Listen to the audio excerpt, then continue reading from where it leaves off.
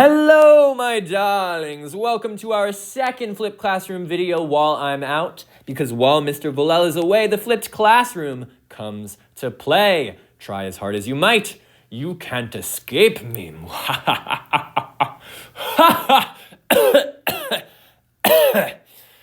Okay, but who are we kidding? You wouldn't want to escape me anyway. I hope you haven't missed me too much, because I know that I certainly haven't missed you. Today we're going to be talking a little bit more about domains, so let's jump right into it. Now, as we've seen a couple of times, both at the beginning of Unit 4 and when we were talking about piecewise functions, we can define domains not just with their equation or their rule, but also sometimes we're told what the domain is explicitly. We'll be given a couple of numbers that we want to plug in. Sometimes, though, and in fact more often than not, functions are defined by equations without being told what their domain is. So when that's the case, the burden falls on us to say, well, how would we go about finding it? In general, if I'm not told explicitly, what do you think I'm looking to define the domain as? What is it that it's going to be? Look back at how we've defined domain in the past. Look at the kinds of things that we've done with that domain in the past. What do you think I'm looking for? How would I define my domain? Take 30 seconds, pause the video, see what you come up with. Go ahead.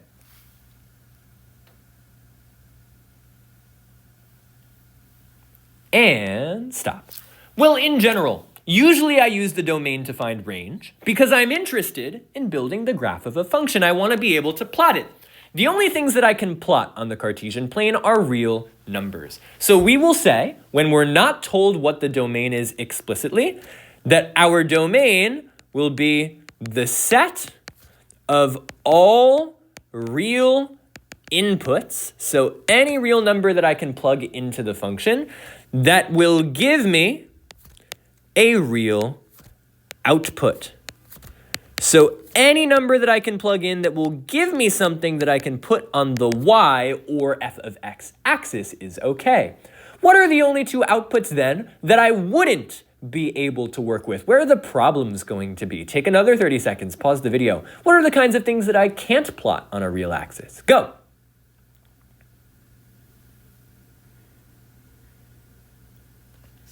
Alrighty, so if I need a real output, the only issues that I'll run into words, that's why I teach math, well, I can't plot on the real axis something that's imaginary. I don't know how to put an imaginary number on the real axis, and I also can't put something undefined on the real axis.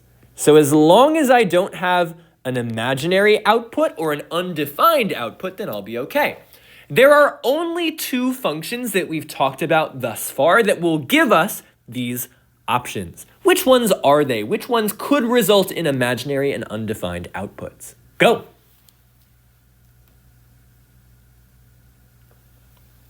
And stop. Well, our problem functions, if I want to avoid imaginary numbers, then the issue function would probably be a radical function. So the square root of x, right? If I take the square root of a negative number, then I know that I would have an imaginary output, which I can't put on the real number line. My other issue, if I can't have an undefined value, that means that I can't divide by 0.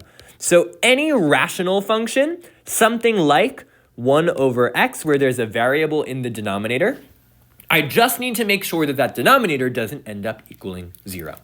With these ideas in mind, let's say that I want to find the domains of the following functions. I've got f of x, g of x, and h of x. I would read them to you, but I trust that you're literate by now.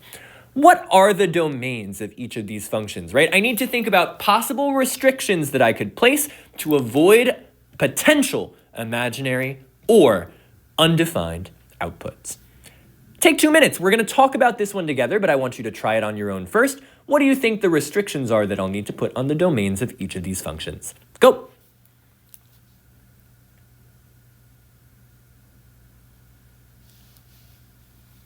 Alrighty. Well, for our first one, f of x is 5x squared plus 2x minus 1. This is a polynomial function. I can square any number and then multiply it by 5. I can multiply any real number by 2. The domain of this function is all real numbers. There is no real number that I can put in that won't give me a real number back. However, for g of x, if I take the square root of a negative number, I'll run into an imaginary. So what that tells me is that the argument of this function, the thing inside of the square root, namely the x minus 3, it can't be negative, which means that x minus 3 must be either greater than 0 or equal to 0. If it's less than 0, it's a negative number. So if x minus 3 must be greater than or equal to 0, then I know that x must be greater than or equal to 3. So the domain of this function, if I wanted to use my set notation, right, I would say that it could be all values of x such that, remember our straight line symbol here, as long as x is greater than or equal to 3, I'll be okay. I could also use interval notation here, right? I could say for my all real numbers case in interval notation, right? Anything from negative infinity to infinity would be okay. For x is greater than or equal to 3, that means anywhere from 3 all the way off to positive infinity. I could get infinitely big. I just can't go below 3, but I have an or equal to, so I could be equal to 3. I'll use a square bracket for 3, and then infinity, of course, always gets its parentheses. It's never included in a solution set. For h of x equals 1 over x squared minus 1, now my issue, the denominator of this function can't be 1. So as long as x squared minus 1 is not equal, indicated here by our not equal to symbol, of 0, then we'll be okay. We'll notice that this guy kind of resembles some of those problems that we did back in Unit 1. If I have a 0 on one side and a polynomial on the other side, well, I can reveal what the zeros are by factoring. Notice here that x squared minus 1 is a difference of squares. This is x plus 1 times x minus 1. And as long as this is not equal to 0, I'll be okay. Well, it would be 0 when either x plus 1 is 0 or x minus 1 is 0. So as long as x plus 1 is not equal to 0, which would happen when x is negative 1, and as long as x minus 1 is not equal to 0, which would happen when x is positive 1, then we'll be okay. So this tells me as long as x is neither negative 1 nor positive 1, then the function will not give us an undefined output. So the domain of this function needs to be everything but negative 1 and positive 1. Well, there are two ways that I could write that domain. I could say here the set of all values of x such that x is equal to neither positive nor negative 1. I'll choose to write that as plus or minus 1. So x can't be positive or negative 1. I could also write that as an interval if I'm a real glutton for punishment. So what that means is I could be anywhere to the left of negative 1, so I could start all the way at negative infinity. And I could go up to negative 1, but I can't actually be negative 1, so I'll use my open parentheses here. This is not included. Or I could be somewhere between negative 1 and positive 1, but I again can't be positive 1, so it will, like negative 1, get a parentheses. Or I could be some number bigger than 1, so I could go all the way off to infinity. As long as I'm not negative 1 or positive 1, then I'm Gucci. Lovely. You've seen a couple of examples worked out. Try it on your own with these two. I've got j of x and k of x. Again, you're literate. I'm not going to read these for you. But we want to find what values of x will give us issues and omit them from our domain. Take 2 minutes, 3 minutes, pause the video, work by yourself, work with a partner, work with your table, work with your voices in your head. I don't care. Maybe work with me. If you shout loud enough, maybe I can hear you. Let's see what values of x give us issues and figure out what the domain of each of these functions should be. Go ahead.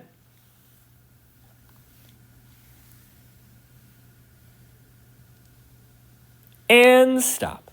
So for j of x, the numerator is totally fine. The only place where I'm going to run into issues is with this denominator of x squared minus 2x. Now, as long as that denominator is not equal to 0, we'll be okay. Well, it would be equal to 0 when x squared minus 2x is 0. So let me factor to reveal what my problem values of x would be. Notice both of these terms have a common factor of x, which I'll remove using the distributive property. So here, I know that x can't be 0, and I also know that x minus 2 can't be 0, which would happen when x is positive 2. So here my domain is all values of x except 0 and 2. I could, of course, write that two ways. I could say the set of values of x such that x is neither equal to 0 nor 2. By convention, we write in ascending order, so I would write 0 before 2 because 0 is smaller. Or, if I prefer to write it in interval notation, my only problem numbers are 0 and 2, so I could be anywhere to the left of 0, and I could go all the way up to 0 as long as I'm not 0. I could be somewhere between 0 and 2 as long as I'm neither 0 nor 2, or I could be somewhere off to the right of 2 on the number line. All of those are acceptable input values as long as it's not 0 or 2. For k of x, I have two problems. Well, I have a numerator where that 1 minus x, as long as it's positive or 0, I'll be okay. And I have this denominator, which can't be equal to 0. So we'll do it piece by piece. First of all, for the numerator, I know that 1 minus x has to be greater than or equal to 0. It can't be negative. So if 1 minus x has to be greater than or equal to 0, well, I can add x to both sides, and I can say 1 has to be greater than or equal to x. Interchangeably, right, this is the same as x is less than or equal to 1, but both of those notations are okay.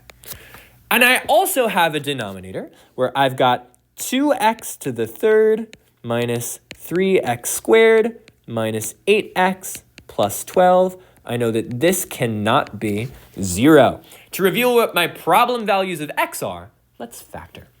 Well, notice on the left I've got 4 terms, usually a prime setup for factoring by grouping. For our first 2 terms, these have a common factor of x squared. When I remove it, then I know that I'm left with 2x minus 3. Over on the right, I've got negative 8x plus 12. Let me remove negative 4 from each of those terms. That leaves me with the 2x minus 3 from my first group. From here, completing my factoring by grouping, I've got x squared minus 4 times 2x minus 3 is not equal to 0. And I can go a little bit further because notice x squared minus 4, that friend is also a difference of squares. So I know that none of these factors can be 0, otherwise my whole denominator is 0 by the 0 property. So that means x plus 2 can't be 0. Well, if x plus 2 can't be 0, then x can't be negative 2. I know that x minus 2 can't be 0, and if that's the case, then I know that x can't be positive 2. And then I also know that 2x minus 3 can't be 0, which means that x can't be 3 halves. So here, I've got a bunch of different criteria that I need to pay attention to in my domain. So here, I want to build both my set builder and or my interval notation. For my set builder, again, it always starts the same. I have the set of all values of x such that a certain criteria is met. Well, I already know that x has to be less than or equal to 1. Notice I'm saying that x can't be negative 2, it can't be 2, and it can't be 3 over 2. Interestingly enough, the only one of those that is included in this restriction that I've already set is this guy.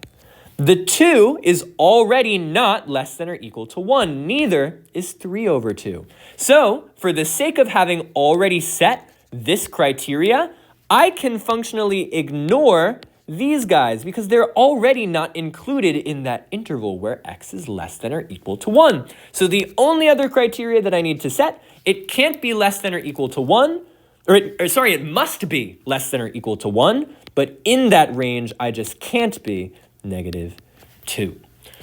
Interchangeably, if I choose to express this as an interval, I know that I need to be smaller than or equal to 1, so I could go all the way from negative infinity up to that problem number of negative 2. And then here, I can't be negative 2, so it'll get some open parentheses, and then I can keep going from negative 2 up to 1. I must be less than or equal to 1, so I'll give my 1 a closed bracket. There we go. There's our domain written in both set and interval notation. Lovely. So we now know how to find the domain of a function. the natural extension of that, thinking about where we came from yesterday, might be, well, how do I find the domain of a composite function? So let's say that I have these two, f of x equals the square root of x, and g of x equals x plus 1. I want to find the domain of f of g of x. Well, look at f of x.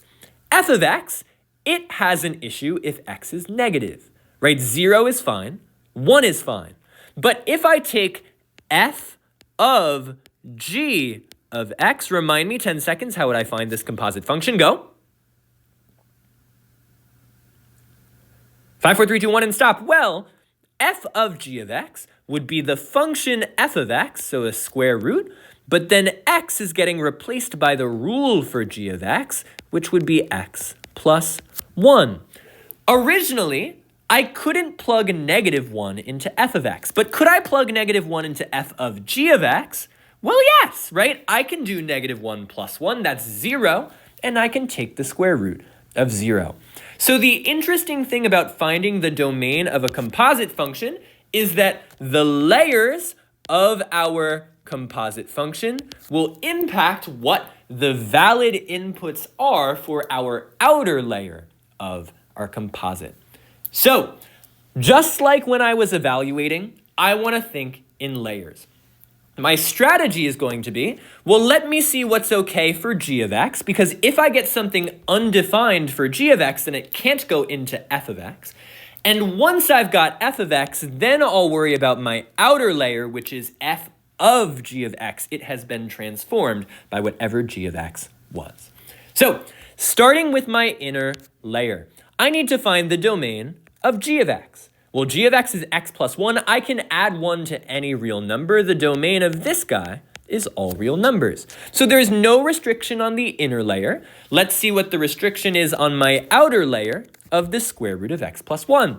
Well, my restriction here is that x plus 1, if I don't want an imaginary output, needs to be greater than or equal to 0. If that's the case, then that just means that x needs to be greater than or equal to -1. So this is my only restriction on my domain. Therefore, I can say that the domain of the entire composite function would be, in set builder notation, the set of all values of x, such that I meet that criteria, that I am greater than or equal to -1. Or interchangeably in interval notation, if I'm greater than or equal to -1, I could be anywhere from -1 to positive infinity on the number line, including -1, indicated with a square bracket. Lovely. Try it on your own with these two examples, and then I'll let you go. I want to find the domain of f of g of x. You've got your f's and your g's. We want to figure out first what the domain of the inner part is. Then we want to figure out what the domain of the entire onion, our composite function, is, and then build our set or our interval, whichever you prefer. Go ahead. Let's find some domains. Go, go, go.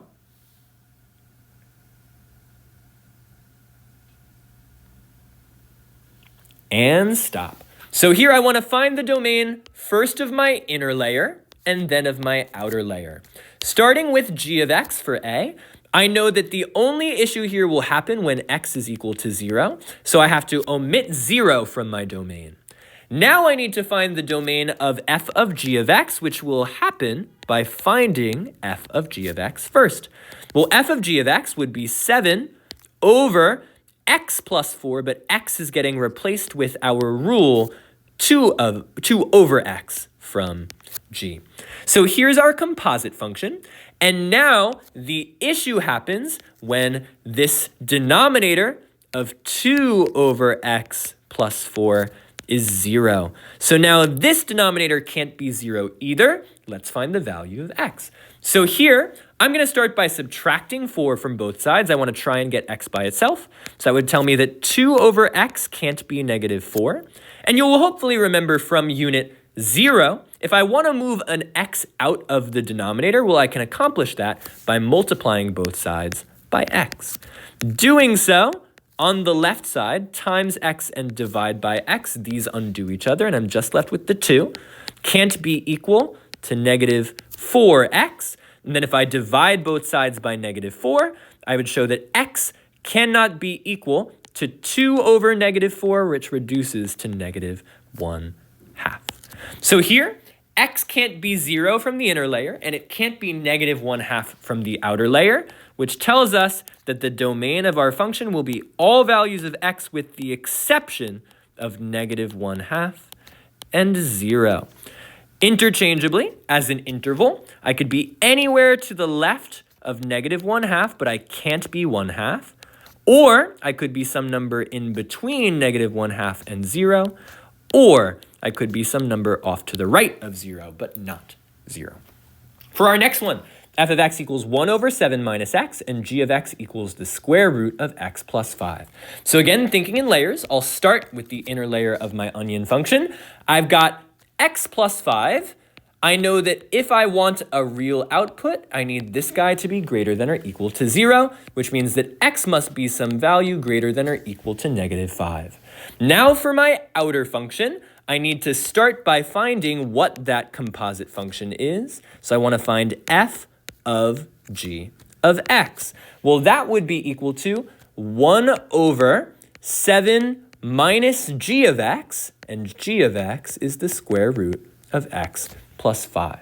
So here, I now know this is a rational function. So the denominator of this function, the 7 minus the square root of x plus 5, this guy cannot be equal to 0. Well, let me start by adding the square root of x plus 5 to both sides. That tells me that 7 cannot be equal to the square root of x plus 5. And here, if I want to get rid of a square root, my inverse operation would be to square both sides. 7 squared is 49, so that tells me that 49 cannot be equal to x plus 5. Again, our square and our square root will undo each other.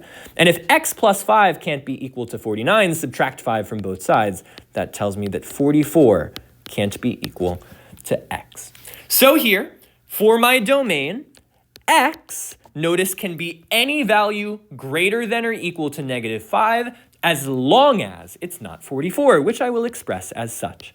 The domain can be any value of x such that x is greater than or equal to negative 5 as long as x is not 44. As an interval, I could interchangeably say, if the lower boundary here is negative 5, I need to be greater than or equal to negative 5. So I could be negative 5, therefore I'll get a bracket. I could go all the way to 44 with no issues, but there I run into my problem. So I could also then, if I'm anything bigger than negative 5 except for 44, starting from 44, I could go all the way off to positive infinity and be okay. Congratulations, you now know how to find the domain of any function, composite or otherwise. Give yourself a pat on the back, complete your problem set for me, and I will see you the next time I see you. Have a lovely, take care, be good. Goodbye.